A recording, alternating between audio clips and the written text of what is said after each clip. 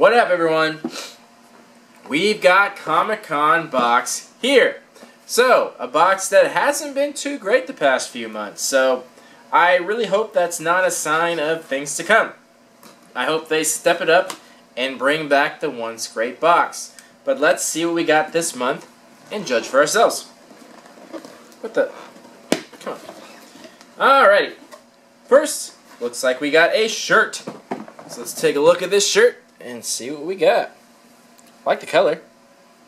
So this looks like Superman as a cat. Or Clark Kent, I should say. So it looks like they have the Superman logo in the background. I don't think they're allowed to put that because I'm assuming it's supposed to be a crossover. And I don't think they have the right to put the Superman logo, but it's obviously what it is. And then a cat that looks like Clark Kent. That's pretty cool. I don't mind that. I like the colors on it. It's kind of nice. And it's from Concert Tee, which makes pretty good quality shirts. I think that's pretty cool. Somewhat funny. I think everyone will get the reference. And who doesn't love cats? So I think I'll give that like a 7 out of 10. I think that's pretty cool. Hopefully you like it, and hopefully the color is not too, outlandish, I guess. Alrighty, so there we go. T-shirt. Next, we got a pop figure. And this is Wonder Woman. Nothing really special about it, just a Wonder Woman pop figure. Seems kind of random, a little bit generic and common, but there we go. Is what it is. Moving on. Next, it looks like we got another Wonder Woman item. So this is from Trexie, and this looks like you can barely see it in there, but it's like a clear figure. They have different ones. You can see on the back they have pretty much some of the Justice League characters, and it's just like a clear figure with the logo on it. Seems awfully plain.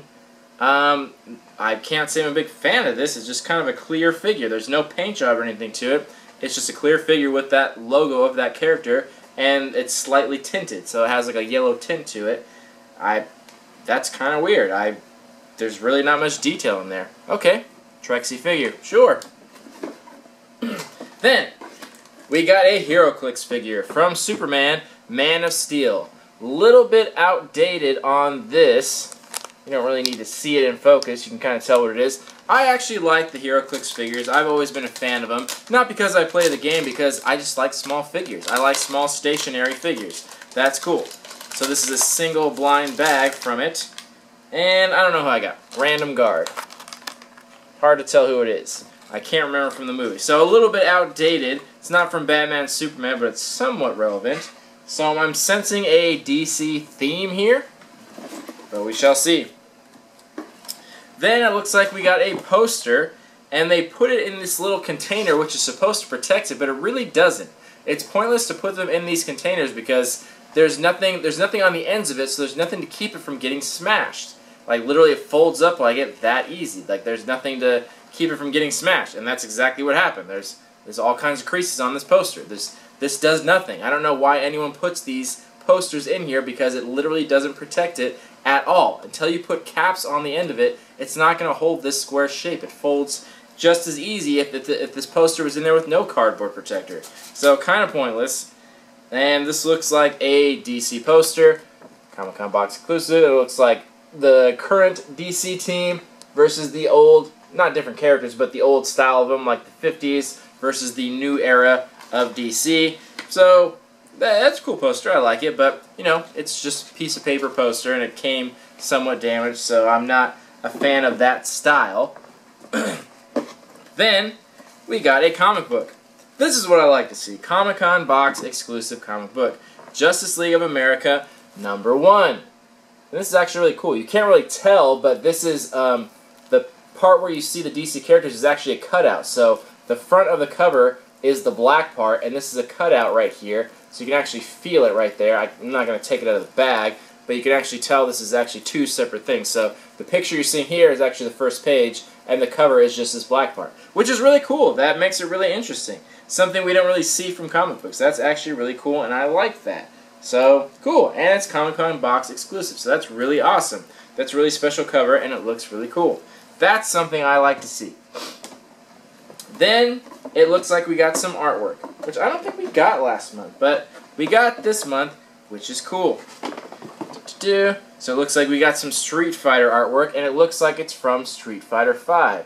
And you can tell by Ken's attire there. So that's pretty cool. And it's not signed. This is from Rob Pryor. It says Rob Pryor on the corner.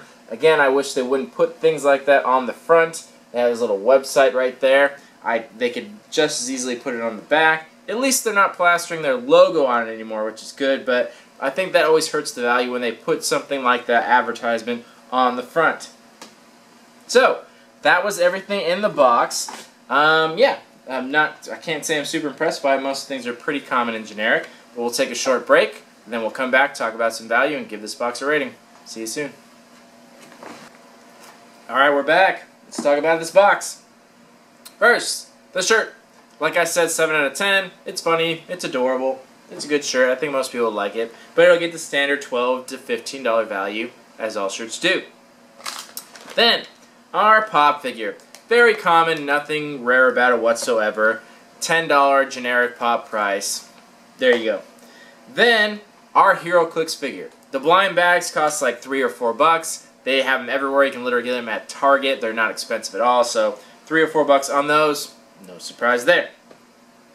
Then our Trexie figure. Surprisingly, these actually go for like $10. Not a fan of this at all. They have different ones that actually have a paint job. Those are okay. But this one is just like a clear figure. Like, it's the most simplistic thing I've ever seen. And I'm not a fan of this series whatsoever. But those actually go for like $10. So I can't imagine anyone actually wanting that. But that's what they sell for.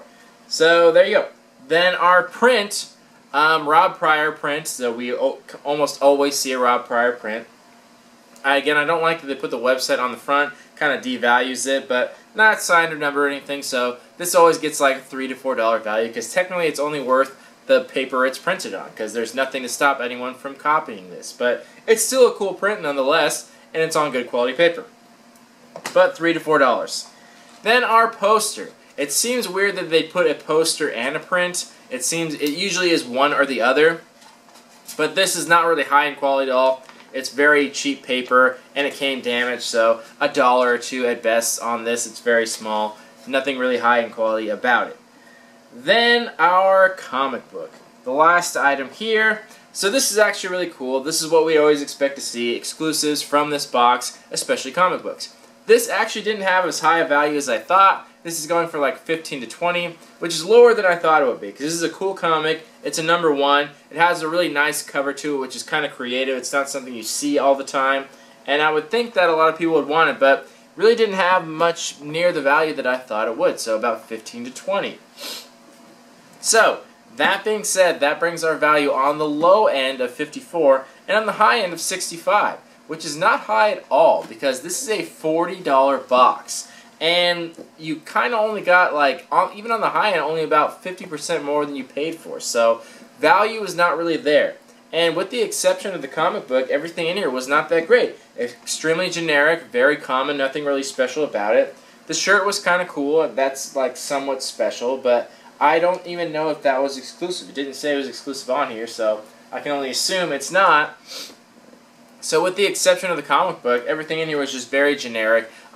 Things that I probably wouldn't have picked out personally myself. So, that being said, I'm only going to give this a 6.5 out of 10, because you got worth your money. You got a little bit more, but not great picks here, not great items, and this company hasn't been doing super great lately. I'm super happy to see that we got an exclusive comic, but if it wasn't for that comic book, this box would have been total crap. There would have been no value here, wouldn't have been worth the money, and it would have been a bad box. So that's kind of the only thing it's been keeping up with. And that's one of the only things that this box really has to offer, that it gives exclusive comic books that do actually have a decent amount of value. So they do that, but other than that, they really haven't been hitting it home lately, and they haven't been doing good on items. So this is really teetering on the fence of getting canceled, because $40 is the most expensive box out there right now, and it's just too much to pay every single month. It's way too much. And they don't have any referral program or anything like that to give discounts, so it's getting to that point. So